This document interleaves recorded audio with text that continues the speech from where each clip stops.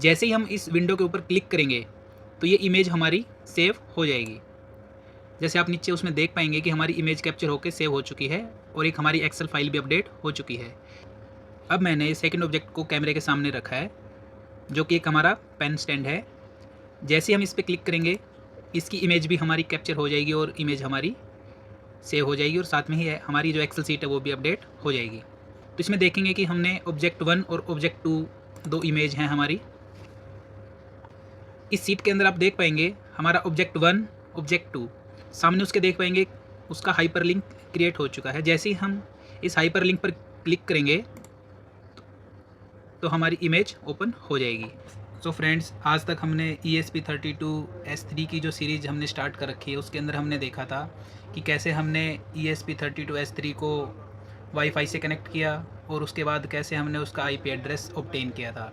उससे next video में हमने चेक किया था कि जो हमारी ESP32S3 मॉड्यूल है उसके अंदर उसकी फ्लैश मेमोरी और PSRAM कितनी है उसको हमने चेक किया था।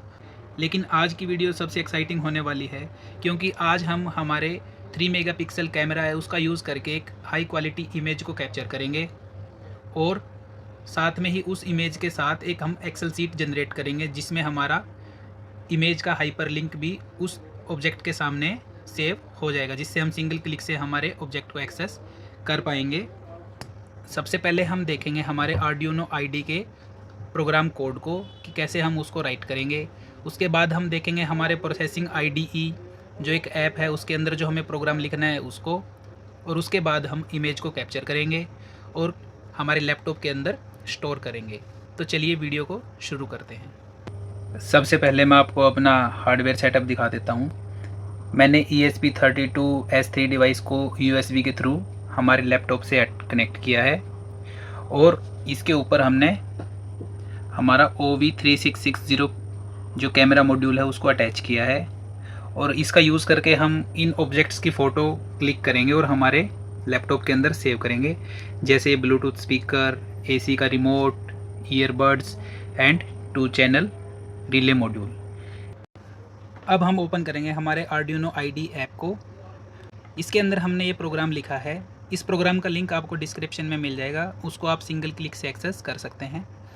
इस प्रोग्राम में हमने सबसे पहले हमारे जो ESP32 है उसको कैम पिन के साथ डिफ़ाइन किया है कि कौन कौन सी पिन हमारी कैम पिन के साथ काम करेंगी।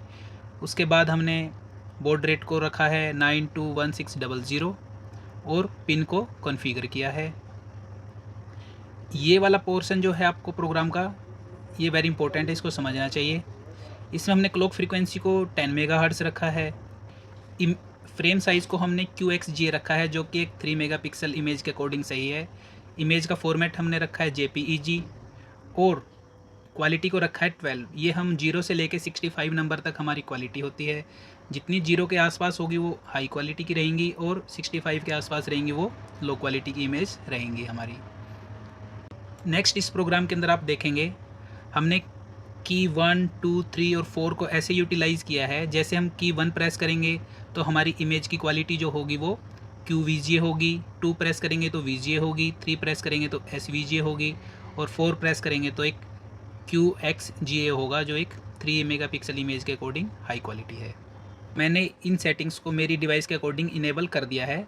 अगर आप भी N16 R8 ESP32 chip use कर रहे हैं तो आप भी इन सेटिंग को सेव कर सकते हैं और अपनी डिवाइस के अंदर सेम यूज़ कर सकते हैं। नेक्स्ट हम क्लिक करेंगे वेरीफाई प्रोग्राम के ऊपर और हम चेक करेंगे कि हमारे प्रोग्राम में कोई एरर तो नहीं है। आप देखेंगे कि हमारी कंपाइलेशन डन हो चुकी है और हमारा प्रोग्राम अच्छे से कंपाइल हो चुका है। इसका मतलब है कि हमारा प्रोग्राम बिल्कुल ओके है। नेक्स्ट हम क्लिक करेंगे अपलोड प्रोग्राम के ऊपर और हमारा प्रोग्राम भी अपलोड हो चुका है। अब मैंने ओपन किया है प्रोसेसिंग IDE को।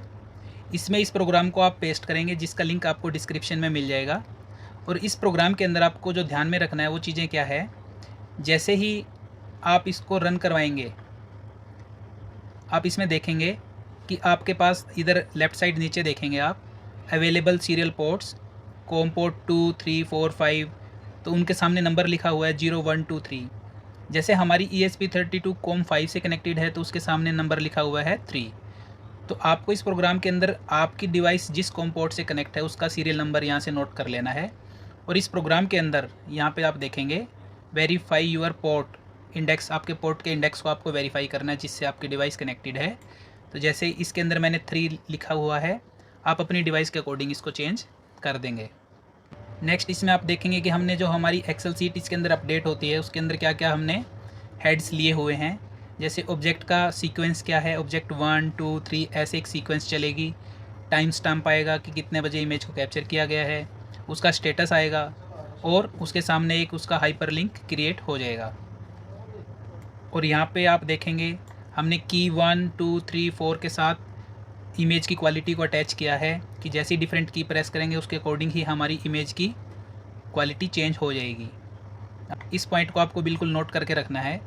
पहले इस प्रोग्राम को आप सेव करेंगे, जिस भी नाम से आप उसको सेव करेंगे, जैसे मैंने इसको सेव किया है click to save image and excel file, तो इसी नाम से आपका प्रोसेसिंग फोल्डर के अंदर एक फ़ोल्डर क्रिएट हो जाएगा जिसके अंदर आपकी कैप्चर्ड इमेजेस स्टोर होंगी। जैसा कि आप देख पाएंगे कि हमने 2 ऑब्जेक्ट्स की इमेज को कैप्चर किया है, वो इमेज हमारी सेव हो चुकी हैं और उसी के अकॉर्डिंग एक एक्सेल सीट भी हमारी क्रिएट हो चुकी है।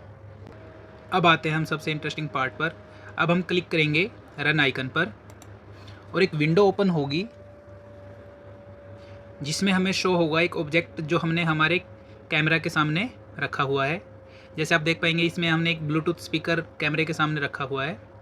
अब हम जैसे ही इसके अंदर आप नीचे देख भी पाएंगे कि प्रेस 1 4 QVGA 2 4 VGA, फ़िलहाल के लिए हमने मोड जो सिलेक्ट किया हुआ है 4 प्रेस किया हुआ है, मीन्स QXGA जो कि एक 3 मेगापिक्सल की इमेज को शो कर रहा है। जैसे ही हम इस विंडो के ऊपर क्लिक करेंगे तो ये इमेज हमारी सेव हो जाएगी। जैसे आप नीचे उसमें देख पाएंगे कि हमारी इमेज कैप्चर होकर सेव हो चुकी है और एक हमारी एक्सेल फाइल भी अपडेट हो चुकी है। अब मैंने सेकंड ऑब्जेक्ट को कैमरे के सामने रखा है जो कि एक हमारा पेन स्टैंड है।